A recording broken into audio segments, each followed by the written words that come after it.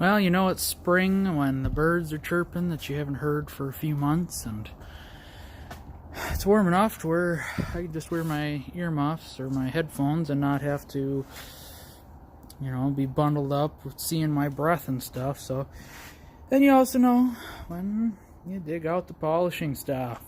Fun.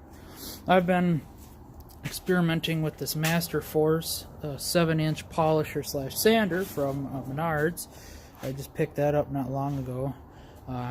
That's using that over my Harbor Freight Chicago Electric dual-action polisher. I picked that up a long time ago now, probably a couple of years or just about, and it's been doing really well. So I've dropped it quite a few times off the back bumper of the truck or something while I'm polishing.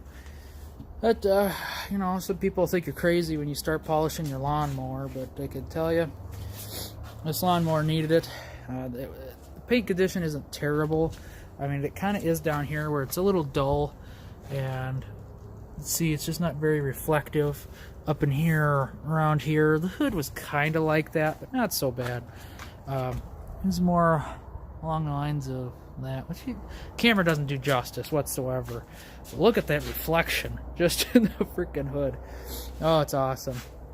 But I'm not polishing it to get it shiny as much as trying to remove these dimples in the paint. Let's see if we can find the right angle. That's going to be the tough part. There you go. The camera's kind of focused. There you go. You can see them coming in and out of focus there. Little dimples in the paint. I don't know, someone must have been welding next to this thing or something, last owner, and they were like little white pimples or whiteheads all over the place, all over the whole front end of the machine. So, better yet, they're down here. There you go. They look like that. The whole front, wherever those speckles, was all white and nasty looking. So I've been trying. The dual action didn't hardly touch them. I tried some 1200 grit down here to try and get rid of this. I ended up doing this on accident. I suppose the camera won't focus. The reflection is so good. So yeah, I ended up doing this with the dual buffer because it ended up catching as I was moving back and forth. I don't know why or how. It just all of a sudden, and I was like, no, pull it away, and that was there. And I've sanded that down with the 1200 grit, so you can't even hardly feel it. I'm just gonna have to try and keep sanding it or something, and then some more polishing to see if that'll go away. But I'm trying out some new stuff because just a regular rotary buffer over a dual action is a totally different monster. That sucker weighs a good 10 pounds or more, and that dual action from Harbor Freight, it's like feather light compared to that thing. But yeah, I'm getting the lawnmower ready for the good, nice warm weather here. Hopefully it's spring and Mother Nature isn't being a turd. But I think the last owner did an oil change before I picked it up or something. It's not too bad. It's just nicely golden. I'm gonna have to change it anyway because these engines are supposedly known for the carb overflowing into the intake and flooding the engine.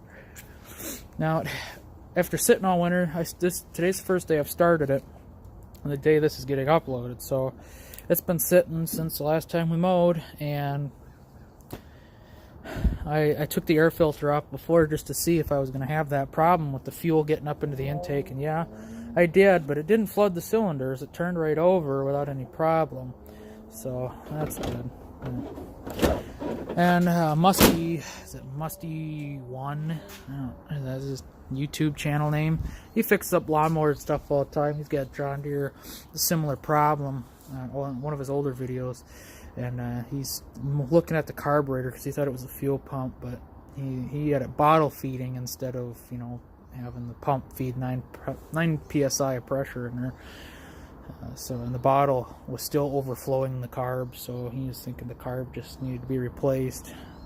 But he's done everything he could possibly think of to try and get it. I don't remember the resolution or if he ever did find one, but I'm gonna search that out some more because I would like to have that fixed. I don't care for that, for my stuff to mechanically be out of whack.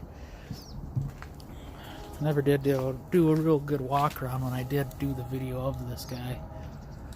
I really can't see inside the fuel tank hardly at all unless the sun's hitting it, but the diff fluid looks a little grungy. And the guy told me too, he's just like, with these, I guess you don't drain and fill them, they get air bubbles or whatever. Oh, that's handy. There's a foam thing in there. I wonder if there's a dipstick there or not. But he said you don't drain and fill them, you get air bubbles, and that is no good. And then the transmission doesn't like to work or something. I don't know. But I kind of got taken on this deal. It was one of the cheaper ones in the neighborhood. Well, the far off neighborhood. I drove like an hour or 100 miles to get this, I think. But it was a pretty good deal. I think I paid $2,300 or $2,200 for it. With all the keys on it, isn't that nice? The hour's showing up black.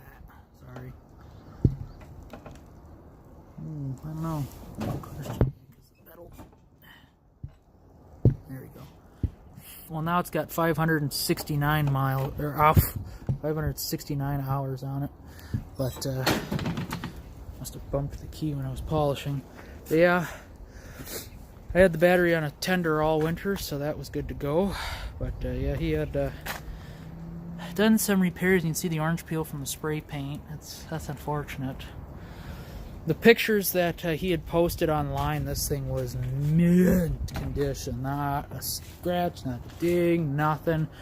Said that the past owners had polished it and washed it all the time, whatever. And I got there, and this wasn't the same one. Apparently he had bought a lot physically, not physically, but a lot of lawnmowers. Not just like, oh yeah, that's a lot of lawnmowers, but you know, a number of lawnmowers, a lot, together.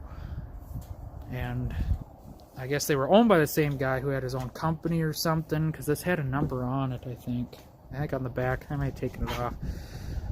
But yeah, I think this one was not one of the greater ones, and he was willing to take a little bit less than what he was asking for him. Why is it doing this? But it's... my gimbal's giving me grief. Yeah, so I mean, it runs and it drives great, and it mows like a dream, so it makes it just effortless task of mowing the lawn, which is really nice. And this is less than 3/4 acre lot that we're on, and it's a little bit big for it, but I've taken it down to my grandparents who have about 4 acres mowing, 3 acres, and it really, it makes it just a breeze. And the turning radius on something this big is actually really good. So I am really glad to have it. I've spent some hours on it, because I think it had 530 hours, so I'm putting on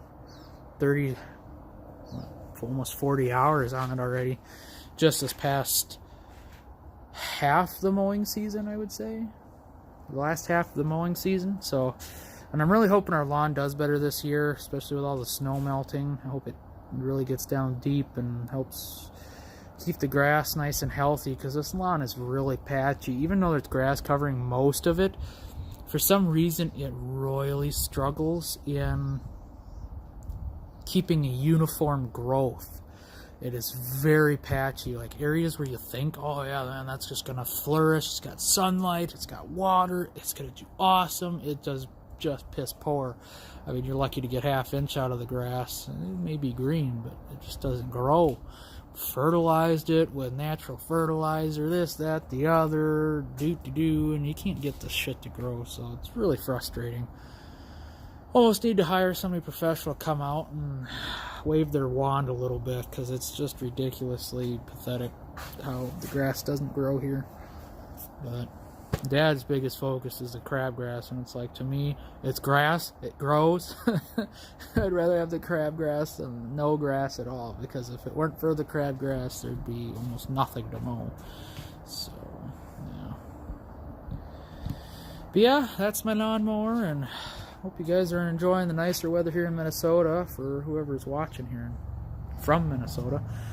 It's definitely beautiful around here this time so far. hopefully the snow's done. Hopefully it keeps melting. Let's see, tomorrow or something. It's supposed to get up to like 50 degrees. So I'm pretty dang excited.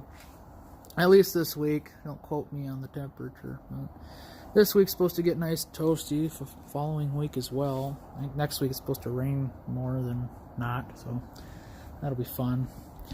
I'll show you just a hair of what I did with the polisher on the black truck. I figure the black truck's going to get rebuilt anyway, and I might as well just try it out on something that's just kind of boogered to begin with. I mean, the joint down here is bloated and rusting and it's falling apart. So I figure if I screw up, burn through the paint or something, why? Who cares? Whatever. This truck's kind of done for, body-wise.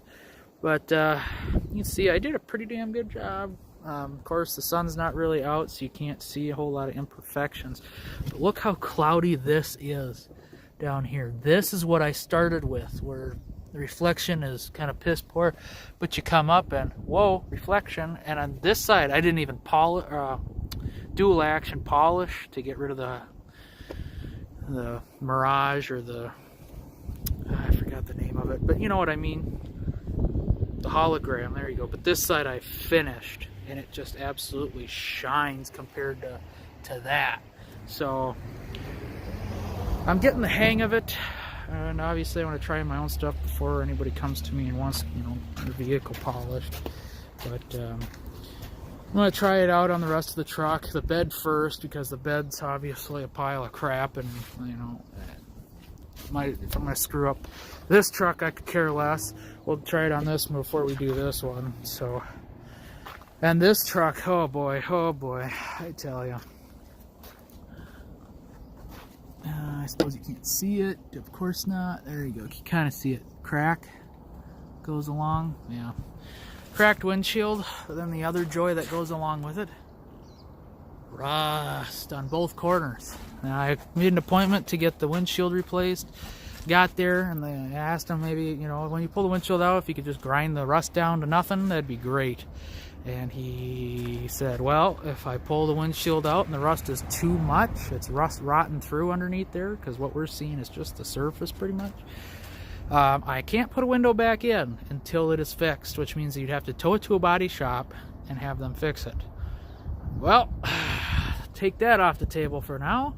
I went over to a body shop. They quoted me about $1,100 to have that top done. They're going to replace most likely that strip that the windshield seals to, just weld in a new one, and they're going to end up painting the roof, top of the roof.